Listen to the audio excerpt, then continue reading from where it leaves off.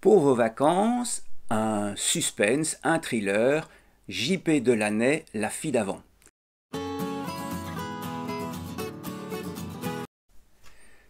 Pourquoi La fille d'avant sort de l'ordinaire?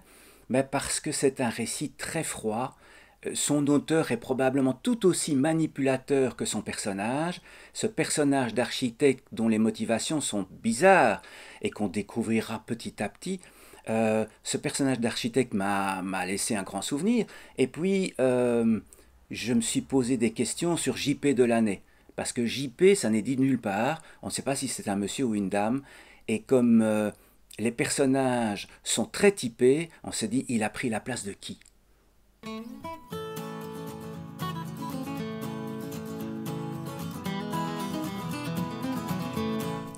À Londres, une jeune femme cherche éperdument un nouveau logement pour elle et son compagnon, et elle lit dans les petites annonces une offre qu'elle trouve absolument fantastique. Une maison 4 façades dans le centre de Londres, avec un jardin et quelques photos. Cette maison est absolument somptueuse. Le prix est ridicule.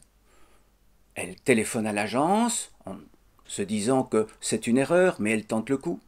Et en ligne, non, c'est bien le loyer, mais il y a des conditions. Ah, quelles conditions? Vous devez rencontrer le propriétaire et vous devrez lui plaire. En tout bien, tout honneur, certainement.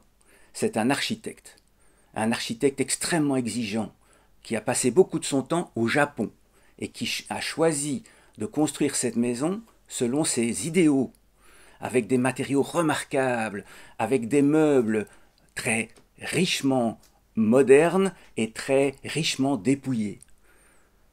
Elle va le voir, elle passe l'interview et l'architecte est d'accord.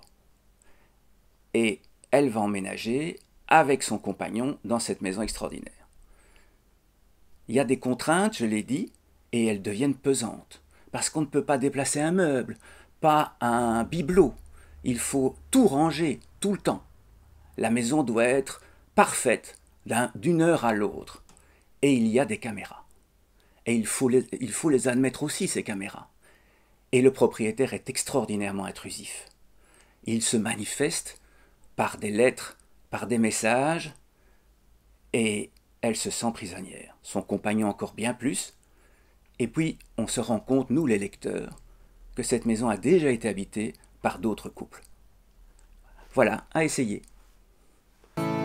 Pour d'autres conseils de lecture, retrouvez-nous à la librairie de l'écrivain public, à la Louvière. Et n'oubliez pas d'aimer notre page Facebook.